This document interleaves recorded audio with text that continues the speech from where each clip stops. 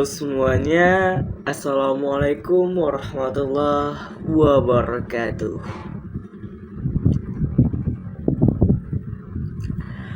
Perkenalkan, saya Ihwal Faiz, salah satu mahasiswa agribisnis Universitas Baliku-Saleh dengan NIM 2203 20019. Di sini, pada kesempatan kali ini saya akan menjelaskan sebuah materi sebagai pemenuhan tugas mata kuliah saya pada mata kuliah agribisnis perkebunan tentang tahap selanjutnya setelah dari pre-nursery pada pembibitan buah kelapa sawit, yaitu tahap selanjutnya itu ada yang namanya nursery. Jadi saya akan menjelaskan tentang tahap pembibitan utama atau nursery pada buah kelapa sawit. Nah, untuk lebih jelasnya, mungkin teman-teman bisa menyimak video ini dengan seksama supaya kita dapat belajar sama-sama mengenai tahap nursery ini. Nah, untuk tahap nursery atau tahap pembibitan utama merupakan pembibitan lanjutan setelah bibit dari pre-nursery atau pembibitan awal. Jadi ini adalah tahap lanjutan setelah tahap pembibitan awal, yaitu pada pembibitan pre-nursery. Nah,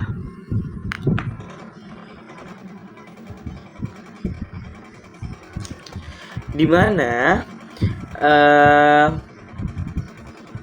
pada tahap pembibitan awal, jadi dimulai dari tahap pembibitan awal ditransplanting ke polybag yang besar atau dilanjutkan di polybag yang besar. Nah, bibit yang berkualitas dari nursery akan memiliki dampak positif. Jadi bibit yang berkualitas dari pre-nursery dari hasil pembibitan awal akan berdampak positif pada produktivitas kelapa sawit yang di masa yang akan datang. Nah, itu dia tadi pengertian dari nursery. Jadi nursery adalah proses pembibitan lanjutan setelah pembibitan awal, di mana melakukan yang namanya pembibitan proses pembibitan pre-nursery. Pembibitan awal namanya pembibitan pre-nursery di baby bag, di polybag yang kecil. Terus selanjutnya di tahap nursery, bibit tadi itu ditransplanting kepada polybag yang besar untuk melihat untuk memproses ke tahap selanjutnya gitu. Jadi pada saat pre-nursery, bibit yang awalnya di pre-nursery itu yang berkualitas tinggi atau berkualitas unggul akan memiliki dampak positif di tahap selanjutnya untuk produktivitas kelapa sawit yang di masa yang akan datang, seperti itu. Nah, jadi ada beberapa hal penting yang perlu diperhatikan dalam perawatan nursery. Nah, jadi ada beberapa hal penting yang perlu diingat oleh si produsen buah kelapa sawit dalam membudidayakan kelapa sawit. Buah kelapa sawit ini ada beberapa hal penting yang perlu dilakukan pada saat membudidaya pada saat ini di tahap nursery ini. Nah, ada apa saja? Mari kita jelaskan satu persatu.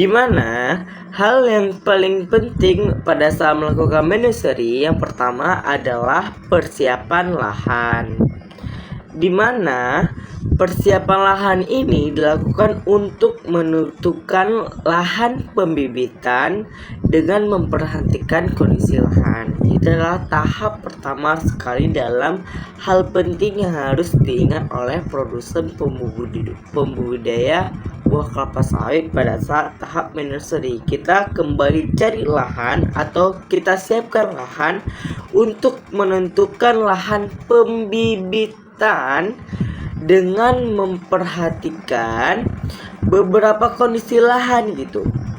Nah, lokasi lahan pembibitan, jadi lokasi lahan pembibitan nursery ini harus dekat dengan sumber air. Sama seperti pre-nursery, nursery juga lokasi lahannya itu harus dekat dengan sumber air, mudah dijangkau. Terus setelah dekat dari sumber air juga mudah jangkau, bebas dari gangguan hewan ternak maupun hewan liar. Jadi juga harus bebas dari hewan ternak maupun hewan liar.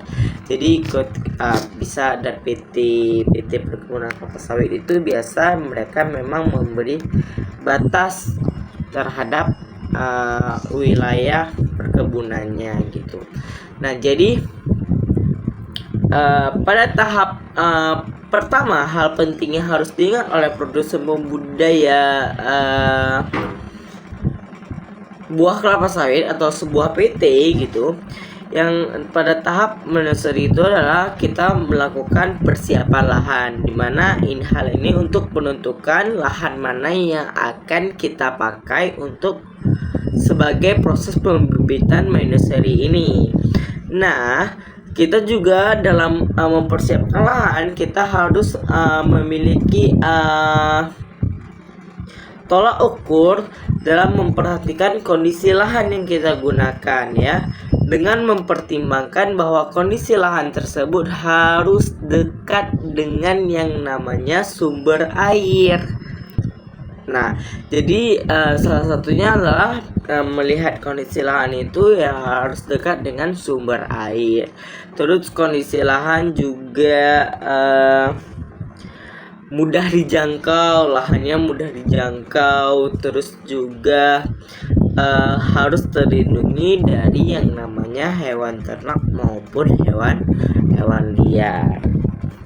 Nah, sumber air hal yang utama yang harus diperhatikan oleh si PT perkebunan kelapa sawit ini, guna untuk mencukupi kebutuhan air pada pembibitan. Jadi tujuan kenapa lahan itu harus ada sumber air dan mudah dijangkau untuk karena sumber air ini adalah hal yang utama yang diperlukan oleh si PT dalam membudidaya kelapa sawit pada saat tahap nursery. Untuk apa? Tujuannya adalah untuk supaya air tersebut dapat mencukupi pada saat proses pembibitan nursery ini. Jadi enggak kekurangan air gitu, sehingga kualitas dari bibit ini juga masih terjaga dan memiliki dampak positif untuk masa yang akan datang. Itulah tujuan dari tujuan dari yang namanya kita harus memperhatikan kondisi lahan yang dekat dengan sumber air gitu. Nah, selanjutnya itu ada hal penting kedua yang harus diketahui oleh si PT perkebunan kelapa sawit ini, yang harus diperhatikan pada saat pembibitan nursery itu adalah media tanam. Hal selanjutnya adalah media tanam. Pada tahap ini, polybag yang digunakan oleh PPKS Kebun Sei Aek pancur berukuran 35 kali 40 cm untuk polybagnya ya, dengan tebal 0,2 mm. Itu tebal dari si polybag itu. Tanah yang digunakan adalah tanah lapisan atas, sama seperti pada tahap pembibitan pre-nursery. Itu adalah topsoil, tanah lapisan atas yang gembur, pasti yang gembur, terus yang subur, terus yang bersih dari kotoran, ranting-ranting, dedaunan dan sebagainya, potongan kayu, dan harus banyak mengandung bahan organik yang terdapat pada banyak kandungan bahan alami yang terdapat atau yang menyusun topsoil atau lapisan tanah paling atas. Di antaranya adalah tanah lempung atau loam, kelodok dan pasir.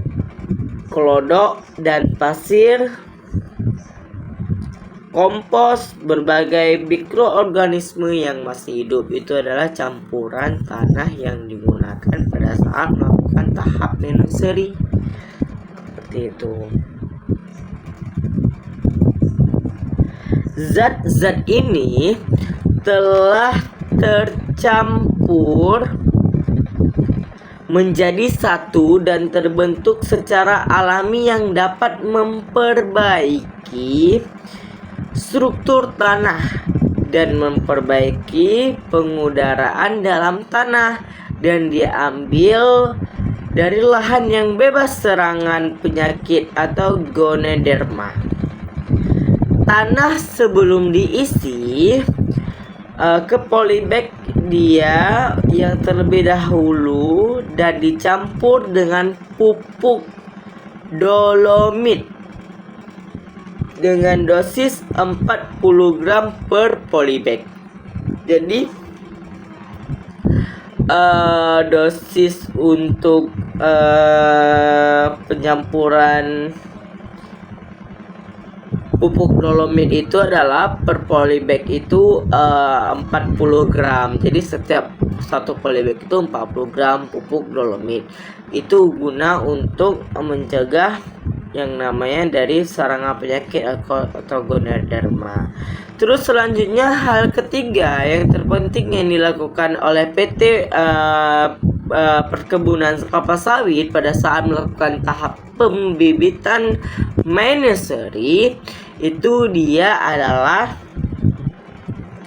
pengisian dan pengaturan polybag gitu ya. Jadi dalam mengisi polybag itu juga harus ada aturannya yang harus dituruti supaya produktivitas buah kelapa sawit ini berdampak selalu positif ke masa yang akan datang. Nah, apa itu? Tanah yang telah dicampur dengan pupuk dolomit diisi penuh ke dalam polybag hingga menyisakan 3-5 cm dari permukaan atas polybag. Jadi 3 cm berarti ya segini ya, kira-kira segini. Itu dari dalam itu ke atas ke permukaan polybag. Jadi itu sisa sedikit saja seperti itu. Kemudian tanamlah bibit dari pre-nursery ke media tanam main nursery dengan cara melakukan penyiraman ke polybag agar mudah untuk dilubangi seukuran baby bag. Selanjutnya, bibit dipegang miring, disayat keliling, dan mungkusnya dilepas. Itu tadi prosesnya. Lalu dimasukkan ke dalam lubang polybag sambil menahan bibitnya. Bibit yang telah ditanam ditimbun dan dipadatkan. Kemudian diberi mulsa berupa tandan kosong atau tangkos yang telah digiling. Adapun fungsi dari mulsa. Nah, ini fungsi dari mulsa ya teman-teman, itu adalah untuk menjaga kelembapan tanah dan menekan pertumbuhan gulma. Jadi itu adalah fungsi dari yang namanya mulsa, yaitu untuk menjaga kelembapan tanah dan juga untuk menekan pertumbuhan dari gulma. Jadi untuk menjaga kelembapan tanah dan menekan pertumbuhan dari si gulma tadi gitu. Nah, konsolidasi bibit dilakukan 1 bulan sekali, seperti mengganti polybag yang robek, menambah tanah, menambah mulsa, dan menegakkan tanaman yang miring. Jadi konsolidasi bibit atau controlling dari bibit ini itu dilakukan 1 bulan sekali. Gunanya untuk apa? Kayak supaya mungkin ada yang polybag yang robek kita ganti, terus kalau tanahnya sudah berkurang kita tambah, terus kita tambah juga tadi mulsa tadi yang menjaga kelembapan tanah dan menekan pertumbuhan gulma, itu kita tambah lagi gitu. Jadi untuk mempertahankan konsistensi dari produktivitas yang berdampak positif ke masa yang akan datang dari si bibit tadi nih. Ini kan bibit ya, cikal bakalnya buah kelapa sawit yang unggul gitu. Jadi kita butuh controlling yang sangat pada saat pre-nursery dan men-nursery. Nah,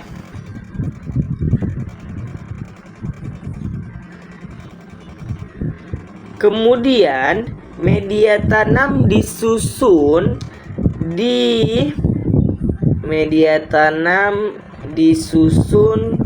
di lapangan pola segitiga sama sisi, membentuk pola mata 5 dengan jarak tanam 90 dikali dengan 90 cm. 90 dikali 90 dikali 90 cm.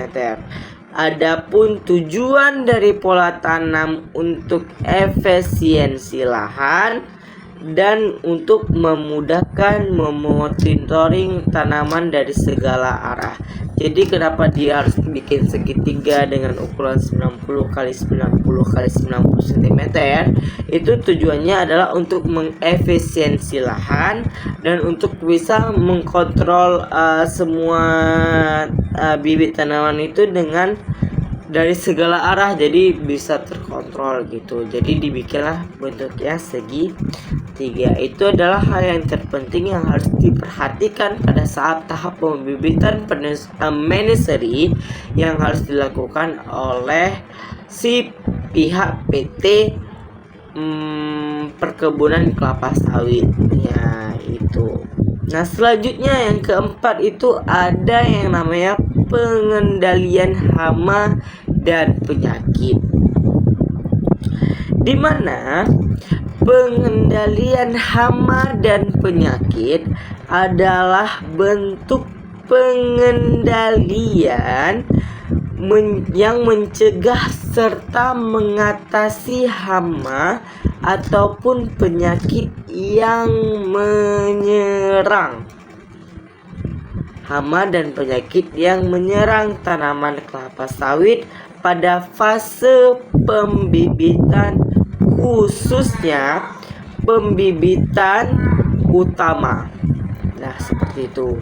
Serangan ini dapat menimbulkan kerusakan pada tanaman sehingga dapat menghambat pertumbuhan tanaman, bahkan mampu membuat tanaman mati. Jadi kalau serangan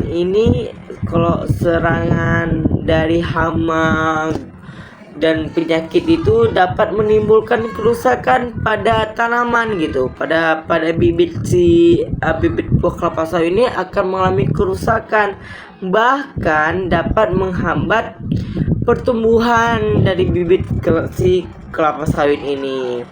Nah, juga bisa membuat bibit kelapa sawit ini nggak bisa tumbuh alias mati. Nah, jadi itu butuh pengendalian hama dan penyakit supaya tidak terjadi kerusakan, menghambat pertumbuhan dan bisa mengakibatkan mati bahkan ya. Nah, hama dan penyakit yang sering menyerang tanaman sawit pada proses nursery yaitu kumbang opogania dan belalang yang menyebabkan lubang pada daun gitu. Jadi kumbang apogonia dan belalang ini itulah yang menyebabkan daun-daun dari di sekitaran daun-daun si buah bibit ini menjadi berlobang-lobang gitu. Kutu menyebabkan bercak dan daun menguning. Jadi dengan kenapa daun bisa menguning, daun bibit itu karena ada kutu gitu ya. Dan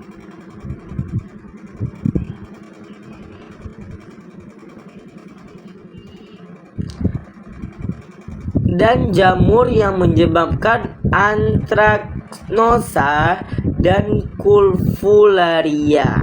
Nah, di mana pengendalian hama dan penyakit pada tanaman ini dilakukan 1-2 minggu sekali hingga semua hama dan penyakit teratasi dengan menyemprotkan insektisida. Dengan menyemprotkan insektisida yang digunakan dengan merek dagang Santador dengan bahan aktif lambda-silahotrin untuk membasmi hama ulat dengan dosis 15 cc gitu ya. Jadi dosisnya itu adalah 15 cc. Sedangkan pada fungisida yang digunakan dengan merek dagang Amistartop dengan bahan aktif difenoconazole dan azoxystrobin berfungsi untuk membasmi jamur dengan dosis 10 cc. Kalau tadi 15 cc, kalau fungisida ini cuma 10 cc. Nah, terus hal yang kelima itu tadi, hal yang keempat itu adalah pengendalian hama dan penyakit yang harus diperhatikan oleh si PT Perkebunan Kelapa Sawit pada saat melakukan pembibitan nursery. Jadi yang pada saat pembibitan nursery itu yang sering mengganggu itu adalah kumbang apa tadi namanya, kumbang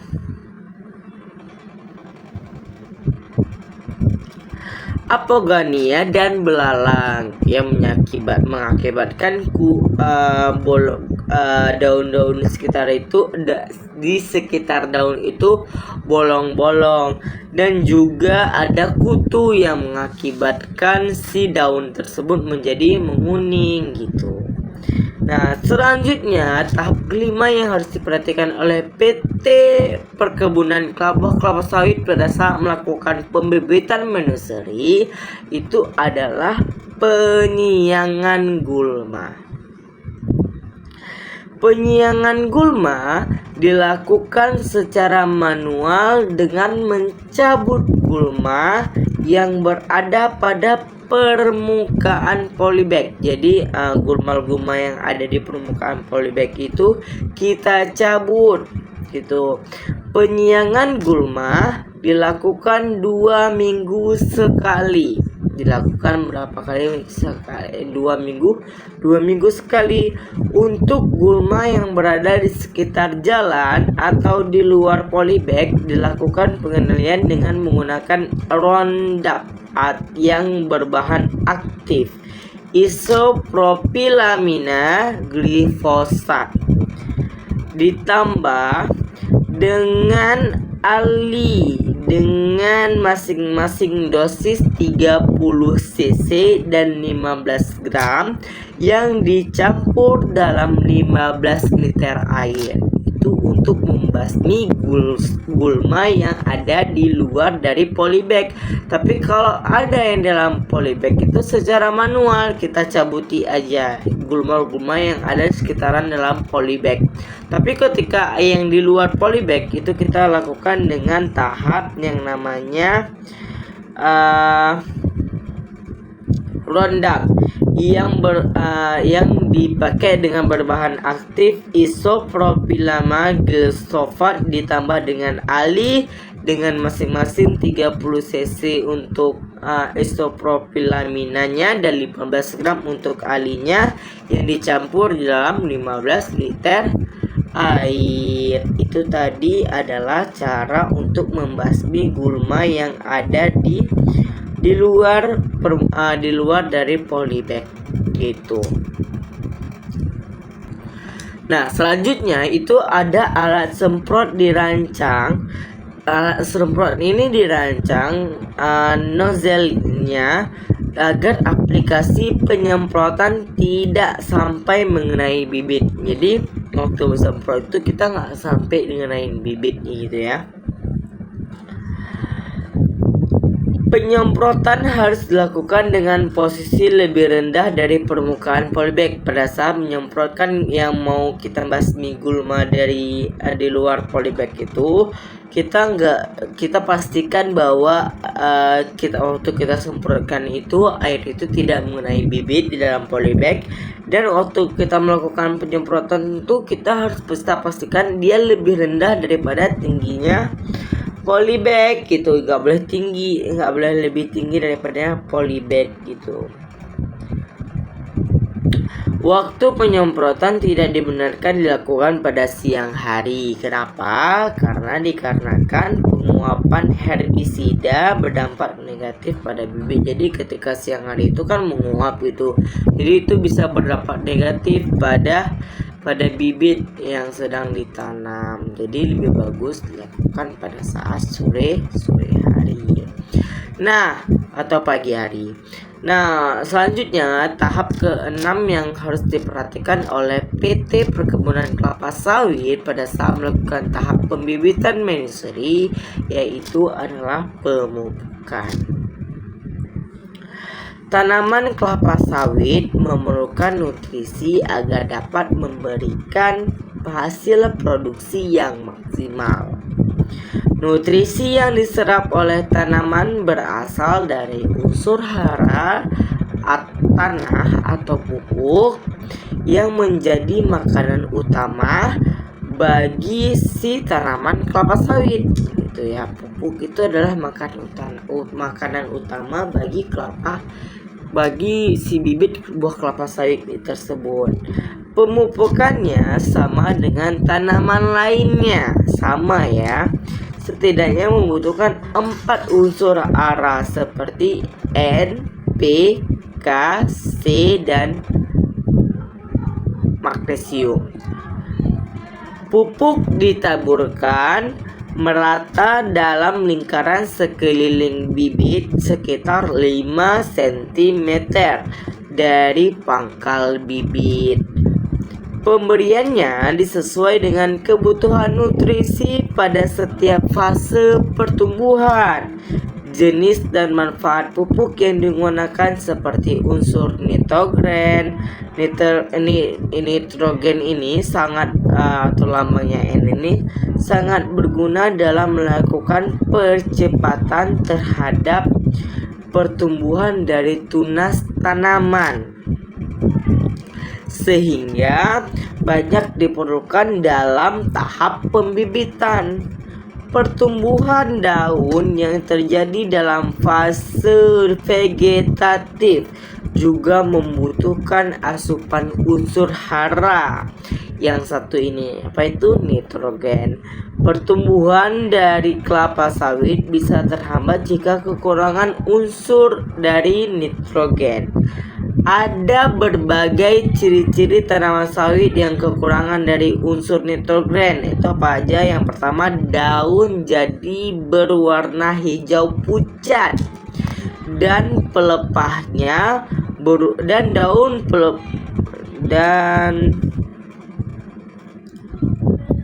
dan kekuningan. Jadi hijaunya agak pucat terus kekuningan, bahkan bisa sampai menggulung. Jadi daunnya bisa sampai menggulung hingga mati. Nah, terus ada tulang daun dan pelepahnya berubah warna menjadi kuning yang cerah gitu. Jadi berubah warna ya pelepahnya. Tumbuh gulma di sekitar tanaman sawit serta tanaman menjadi kerdil. Jika sudah ada tanda-tanda tersebut, maka pemberian unsur nitrogen perlu diperhatikan. Contoh jenis pupuk yang mengandung unsur nitrogen yaitu pupuk urea, ZA, dan serta pupuk dari NPK itu. Nah, selanjutnya ada apa? Selanjutnya ada fosfor atau lambangnya P ya tadi. Nah, unsur fosfor dapat menjadi salah satu penentu dari kuantitas dan kualitas buah nantinya. Selain itu, unsur ini juga berperan untuk membantu meningkatkan kondensasi dari stomata serta biosintesis yang membantu meningkatkan fotosintesis dari karbon yang bersih. Di berbagai fotosintesis di bagian daun secara umum seperti itu, sehingga dapat merangsang asimilasi dari karbon yang bersih. Tanda-tanda dari kekurangan unsur fosfor yaitu munculnya bintik kuning di bagian daun, biasanya terus menyebar hingga menjadi menyatu, bahkan bisa membuat seluruh bagiannya menjadi warna dari oranye gitu. Tanda selanjutnya yaitu munculnya garis berwarna putih yang terbentang lurus pada kedua sisi tulang di bagian tengah daun. Untuk mencegah terjadinya dampak yang lebih parah bagi tanaman, maka pemberian unsur kalium penting untuk menjadi perhatian. Pada tahap pertumbuhan vegetatif, kalium umumnya diberikan pada tanaman dalam bentuk KCl. Terus ada kalium ya. Kalium merupakan unsur hara yang sangat penting untuk tanaman. Fungsi utama dari kalium adalah untuk meningkatkan